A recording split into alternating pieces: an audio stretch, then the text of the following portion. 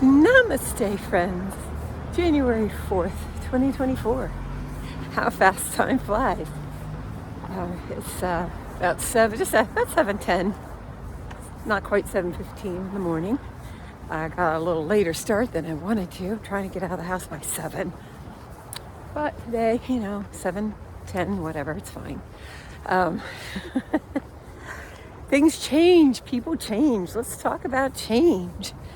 Let's talk about change as we get to that certain point in our life where our brain remembers who we are, what we do, what we've done, what our goals were, all those lovely things that we worked harder for when we were younger.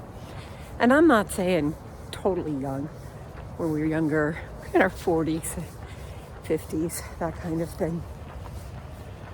How things are, we hit that point in our 40s and 50s and we're really striving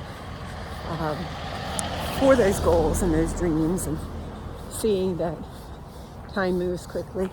There's a giant skeleton with Christmas lights in my hood. And I'd say I was fortunate that I did get to experience and realize some of those things at the expense of other things, of course. I'm going to be working for a long time. I'm nowhere near retired. I like to think I'm going to retire at 65, and it might happen. It might happen. I say 65 because, Medicare. But my retirement age is 67 and a half.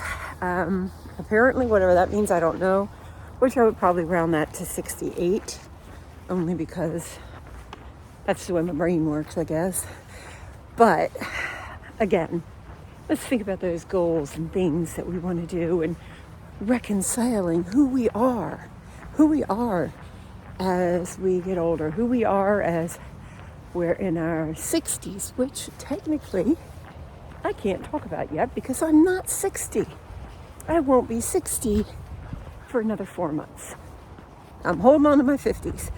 So, that being said, one of the things that's kind of on my mind right now is that I've mentioned before, I've been a runner all of my adult life, most of my adult life. I guess I really didn't start running until my mid-20s. Always a walker. Obviously, this is something I love to do. Walking is relaxing for me.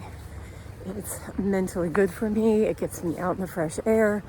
And particularly with my hours at work, working from 9 to 6 on the East Coast, I get off work in the dark. The only time I have is in the morning. So I've always spent my mornings walking or running. When I had children, the walking turned into running because I simply did not have time to cover miles. A lot of Raven love here where I live, right outside of Baltimore. So, that being said, I think I can safely say in my adult life, miles, distance, has been something I've measured and it's been important to me. Maybe random, but as someone who has spent a lot of time walking and running and 2 decades as an ultra runner, marathoner, I measured my accomplishments and my successes in some degree 2 miles logged on my feet, on my legs. Running, mentioned before, if I ever had a book in me, it's probably about running, and that running can be, and often is an addiction. I remember in the height of my running addiction, people would say, "Oh, it's a healthy addiction. At least you're not addicted to booze or drugs." And yeah, that's true. Yeah, that would be horrible. But any addiction is horrible, including one to running. There's a cohort, a member of my team. But any addiction can be unhealthy, even running. That's like the thing I've heard a lot about in the last few years, the addiction to trying to be healthy and eating healthy, the orthorexia and all these other things. It's true. We can obsess with whatever if you have an addictive type personality, good or bad. And yes, I'm grateful that running in the big picture of life is not that horrible. However, it wrought a lot of damage on my life. So at 50, I quote unquote retired from running, at least from ultra distance running. My last race was a Catoctin 50K the year I was 50. I did well. I was pleased. I felt that it was a very successful bowing out of my ultra running career. And I got serious about trying to put my health back together again. And I also got a little bit more serious about trying to rein in my mental self as well. And I've been through the ringer this last decade of my life. So now that I'm getting ready to turn 60, and it has been 10 years since my last official ultra marathon, which was the Cat 50K, and when I was 50, I am now thinking, I think I want to return to do the Cat 50K when I'm 60. This year in July is the race. And of course, the big thing is that the registration for the race opens on January 13th. So I kind of have to make my decision sooner than later. What kind of shape am I in? Am I in 50K shape? No, I'm nowhere near it.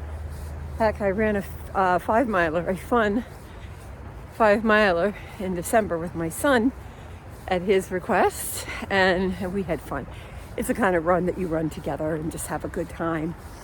And I really kind of suffered. The mileage was no problem. I can run 5 miles, but I was running with my son and he wanted to run with me, and I did run about a full minute faster per mile than I normally feel comfortable with. Therefore, we got to the last big hill, and I said to my son, I need to walk this hill. And I think that really hit him hard, because he was fine with it. But of course, we're getting to the top of the hill. Come on, Mom, let's go. It's on the run. And I think it really hit him hard to see his mom, ultra runner, someone who's always looked at like I could do anything when it came to running, have to walk. And yeah, and it hit me too. So that means that right now I am assessing the reality of whether or not I'm going to return to that ultra marathon in July. I want to. I've run that race, I honestly don't remember, 7 or 8 times. I forgot about it. I went to a event with the same race director, who, by the way, is my favorite race director. Went to that. He held a short distance event, a 12-miler. It was up to the top of a mountain and back down in the Catoctins. And so I agreed to go with a friend of mine, and I hiked it. And even hiking it, I still did better than close to 2/3 of the field, because people just don't seem to realize sometimes you just need to hike up that mountain instead of try to run it. But the race director called me out. She's run 8 Cat 50Ks. When are you coming back? And that kind of stuck in my head. And that's when I injured my knee back in 2019. Can you believe it? So here I am, 2024, on the eve of my 60th birthday, contemplating returning. My son mentioned he'd like to do it as well.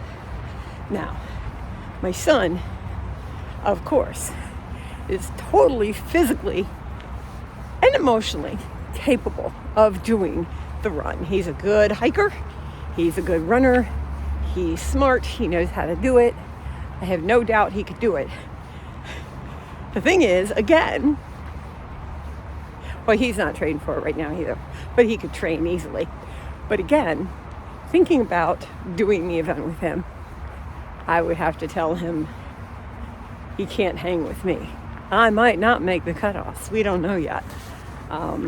So it would be the kind of thing where I would tell him, let's do it together. However, we have to run our own race and have to send him off on his own, which I'm not sure how he's going to feel about that. I think he's going to think that he's going to need to keep me going, which I never would have thought he'd think that, but then again, I could be this is all speculation, because he's been there and he's seen me finish these ultras. So this is my thought. I'm working on getting in some miles.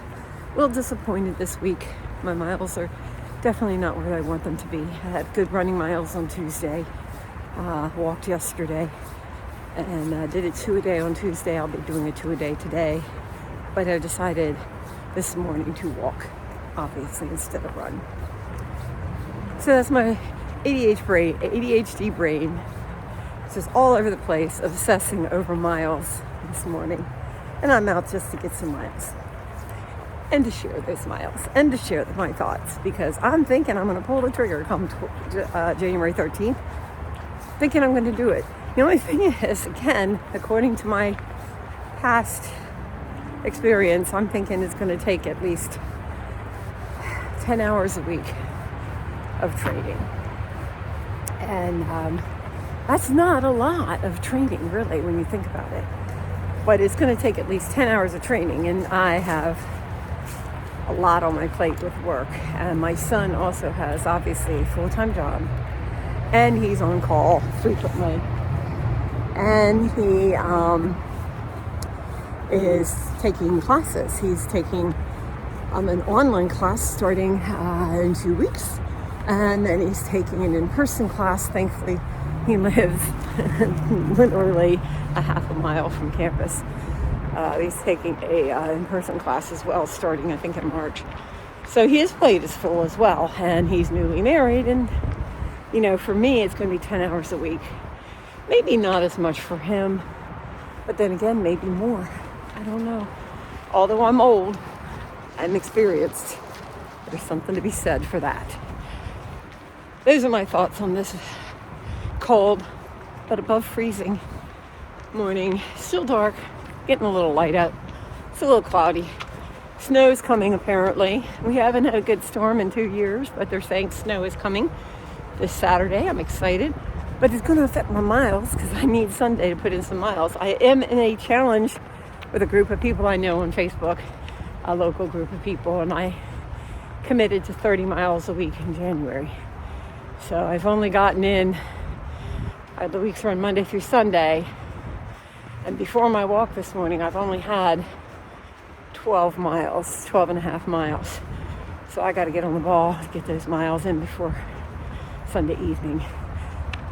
I'm not going to obsess. Thus, another reason I stopped running.